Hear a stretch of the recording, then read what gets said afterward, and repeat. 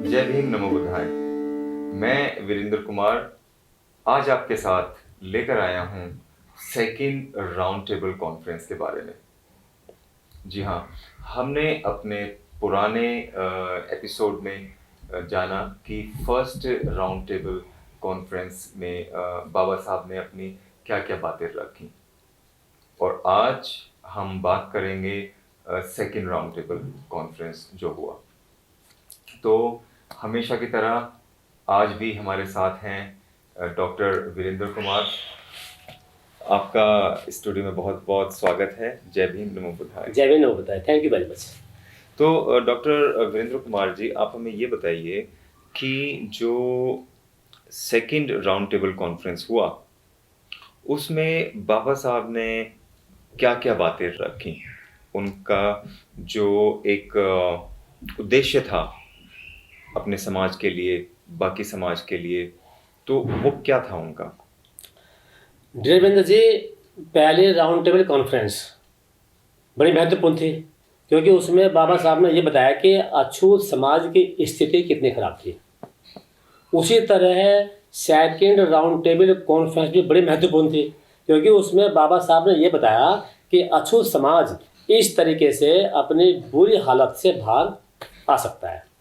तो पहले तो मैं आपको ये बता दूं, ये तीनों राउंड टेबल कॉन्फ्रेंसेस 1930 की, 1931 की, 1932 की, ये तीनों राउंड टेबल कॉन्फ्रेंस लंदन में हुई थी।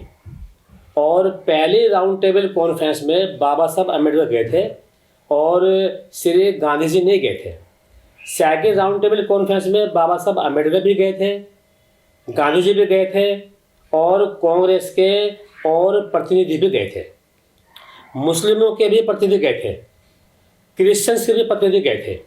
तो सेकंड राउंड टेबल कॉन्फ्रेंस पहले राउंड टेबल कॉन्फ्रेंस के मुकाबले एक विशाल और बड़ी कॉन्फ्रेंस थी।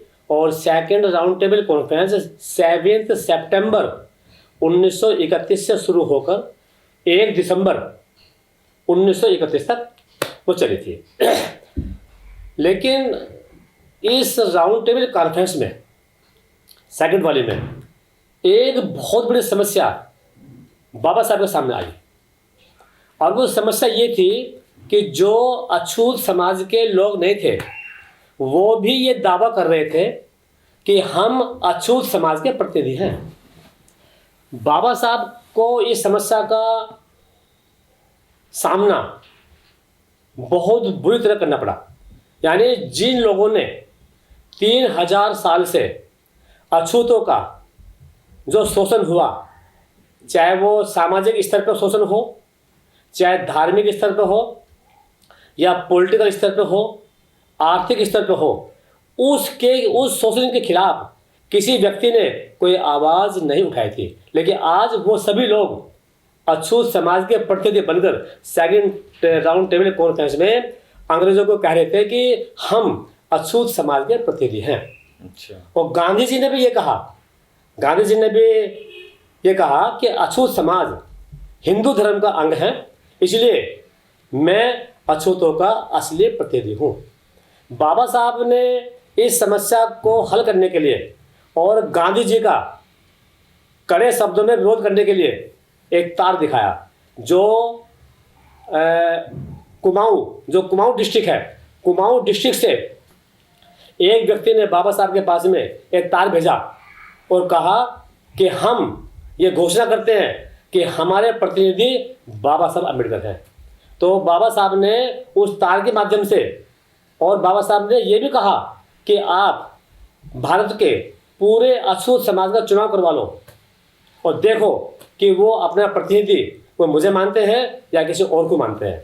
और अंग्रेज इस बात से अच्छी तरह कन्विंस हुए और अंग्रेज़ों ने इस बात को सपोर्ट किया कि भारत के जो अनटचेबल्स हैं, जो अछूत हैं, उनके प्रतिनिधि बाबा साहब अम्बेडकर ही हैं जी। जो सवाल नंबर 2 था, तो बाबा साहब ने इस मसले को तो अच्छे प्रकार से हल कर लिया कि वे अछूत हो गए। यानी कि मनुवादियों की इस चाल को बाबा साहब ने अपनी विद्वता से काट दिया, फेल कर दिया कि जो लोग आज तक अछूतों के शोषण के खिलाफ कुछ भी नहीं बोले, आज वह खड़े होकर बोल रहे हैं कि अछूत समाज के हम प्रतिनिधि हैं। तो बाबा साहब ने उस बात को बड़े समझदारी से काटा और अंग्रेजों को यह कन्विंस किया कि अछूत समाज का प्रतिनिधि मैं हूँ। तो बाबा साहब के सामने जो ये पहले समस्या थी, बाबा साहब ने उसको अच्छे प्रकार से सोल्व कर लिया। अब सवाल आता है दूसरा कि बाबा साहब ने अछूत समाज की स्थिति को सुधारने के लिए किन स्टेप्स को रखा। तो बाबा साहब ने कहा, पहली बात तो ये है कि अछूत समाज को एक राजनीतिक दृष्टिकोण से अलग वर्ग समझा जाए, क्योंकि जब अलग वर्ग उसको समझेंगे तभी अलग वर्ग के रूप में अंग्रेज उसको कुछ दे सकते हैं। अगर वो हिंदू समाज का अंग होता तो कुछ नहीं मिलता। तो बाबा साहब ने ये बात रखी कि अछूत समाज एक अलग वर्ग है, इसको एक अलग वर्ग के रूप में पहचान दी जाए, आइडेंटिफिकेशन दिया जाए। लेकिन गांधी जी ने इसका कड़े शब्दों में विरोध किया और कहा कि अछूत समाज एक अलग वर्ग नहीं है, अछूत समाज हिंदू धर्म का अंग है और मैं इस बात के पूर्ण रूप से खिलाफ हूं कि अछूत समाज को एक अलग वर्ग का दर्जा दिया जाए। अर्थात गांधी जी इस बात पर अड़ गए कि अछूत समाज को अलग वर्ग ना माना जाए। लेकिन बाबा साहब ने अपने बात को रखा समझदारी से और अंग्रेजों को कन्विंस किया और अंग्रेजों ने अछूत समाज को एक अलग वर्ग के रूप में मान्यता दी। तो ये बाबा साहब की दो विजय थी। पहली विजय ये कि अछूतों का रिप्रेजेंटेटिव मैं हूं, दूसरा ये कि अछूतों को अलग वर्ग के रूप में मान्यता दी जाए। तीसरी बात जो बाबा साहब ने रखी सेकंड राउंड टेबल कॉन्फ्रेंस में, जो आज तक भी पूरी नहीं हुई है, वो बड़ी महत्वपूर्ण है। बाबा साहब ने कहा कि अछूत समाज के प्रतिनिधि जो केंद्रीय विधानमंडल है, अर्थात जो पार्लियामेंट है, उसके दो सदन थे जैसे आज है, एक उच्च सदन, एक निम्न सदन, ऐसे उस समय थे दो। तो बाबा साहब ने कहा कि जो अछूत समाज के प्रतिनिधि केंद्रीय मंत्रिमंडल में या प्रांतीय विधानसभा में चुन के जाएंगे, उनको केवल अछूत समाज ही अपने वोट से चुनेगा। अर्थात रिजर्व सीट की जाए, अछूत समाज का प्रतिनिधित्व केंद्रीय विधानमंडल में और प्रांतीय विधानमंडलों में स्थिर किया जाए कि इतने आदमी चुन के जाएंगे और उन्हें केवल एससी समाज के अनुसूचित जाति के लोग ही वोट डालेंगे। तो बाबा साहब ने इसका नाम दिया सेपरेट इलेक्टोरेट, अर्थात स्वतंत्र चुनाव क्षेत्र, सेपरेट इलेक्टोरेट दिया जाए, उसमें केवल अपने प्रतिनिधि चुनने का अधिकार केवल अछूत समाज को हो। इससे क्या फायदा होता? इससे यह फायदा होता कि अगर अछूत समाज का प्रतिनिधि अछूत समाज के लोगों से चुना हुआ और वो विधानमंडल में जाकर उनके हितों की बात नहीं करता है, तो अगले चुनाव में अछूत समाज उसको निकाल देगा, उसको वोट नहीं देगा। और ये बात गांधी जी अच्छे प्रकार समझते थे कि अगर ये अधिकार इनको दे दिया गया तो इनकी मुक्ति पूर्ण रूप से हो जाएगी और ये जो अपमान, अपना गरीबी और छुआछात के दलदल में फंसे हुए हैं, बहुत जल्दी निकल जाएंगे।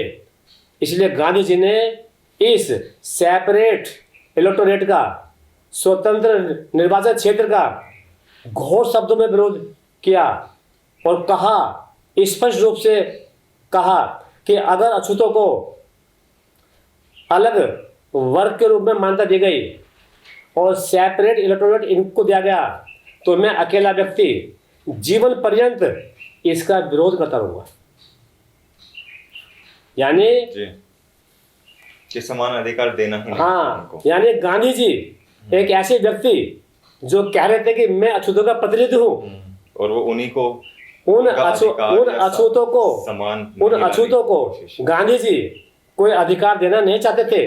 वो नहीं चाहते थे कि सेपरेट इलेक्टोरेट इनको दिया जाए, स्वतंत्र निर्वाचन क्षेत्र इनको दिए जाए, ताकि ये अपने प्रतिनिधि को स्वयं ही चुन सके। गांधी जी ने उसका कड़े शब्दों में विरोध किया। बाबा साहब ने एक बात और रखी, अडल्ट फ्रेंचाइज, प्रौढ़ मताधिकार लागू किया जाए, अर्थात जो जो जो अडल्ट आदमी है, जो वयस्क है, उसको वोट देने का अधिकार हो। बाबा साहब की ये बात भी अंग्रेजों ने मानी। तो ये जो 2 पॉइंट थे, 2 point second round table conference में बड़े महत्वपूर्ण थे। एक तो ये कि अछूतों का प्रतिनिधि कौन, बाबा साहब ने सिद्ध किया कि मैं हूं। दूसरा ये कि अछूतों को सेपरेट इलेक्टोरेट दिया जाए, क्योंकि सेपरेट इलेक्टोरेट देने के बाद ही जो चुन के जाने वाले एमपी एमएलए होते, वो अछूत समाज के उनकी भलाई के लिए अवश्य वहां आवाज खड़ी करते हैं। लेकिन गांधी जी ने इसका विरोध किया, कड़े शब्दों में विरोध किया। और जो मैं ये कह रहा हूं, ये मेरा स्टेटमेंट नहीं है, ये लिखित दस्तावेज है।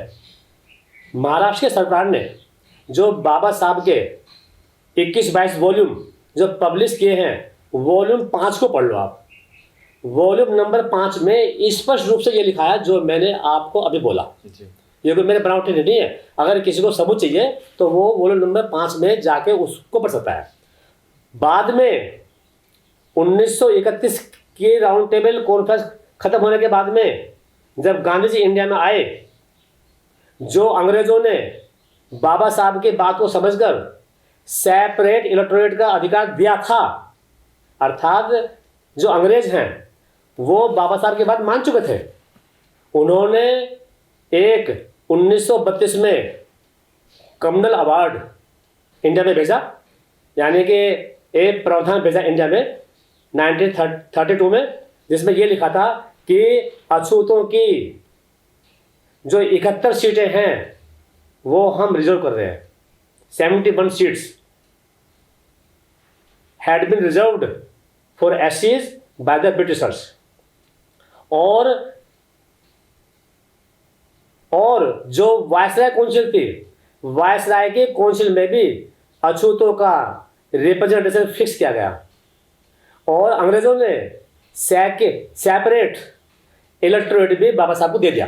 वो कहा कि ठीक है, जो सीट रिजर्व होंगी उन सीट पर केवल अछूत समाज के लोग ही वोट डालेंगे। और इसके खिलाफ गांधी जी अनशन पे बैठ गए, भूख हड़ताल पे बैठ गए और कहा कि मैं ये सेपरेट इलेक्टोरेट का अधिकार अछूतों को नहीं देने दूंगा। आज जब तक मैं जिंदा हूं, इसलिए मैं मर जाऊंगा, लेकिन ये अधिकार मैं उनको नहीं दे दूंगा।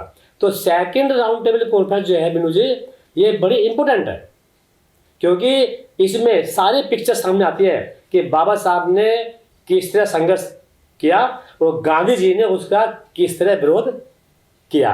तो मैं अनुसूचित जाति के समाज को यही समझाना चाहता हूँ, यही बताना चाहता हूँ कि अब आप देखिए कि आपके पास जो आज अधिकार हैं, जो आपके हित हैं, उन हितों की रक्षा करने वाला कौन बंदा था, और कौन बंदा था जिस व्यक्ति ने आपके हितों का विरोध किया।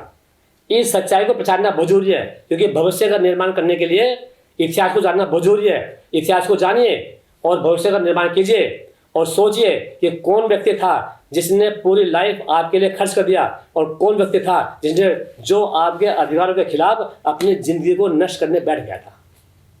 तो डियर वीरेंद्र जी, ये है सेकंड राउंड टेबल कॉन्फ्रेंस की स्टोरी। जी जी जी। तो दर्शकों, आपने सुना कि जो सेकंड राउंड टेबल कॉन्फ्रेंस हुआ उसमें बाबा साहब ने अपने क्या क्या बातें रखी। सबसे पहला तो कि जो अनुसूचित जाति हैं उनका प्रतिनिधि कौन होगा, एक सेपरेट इलेक्ट्रॉल की बात की गई।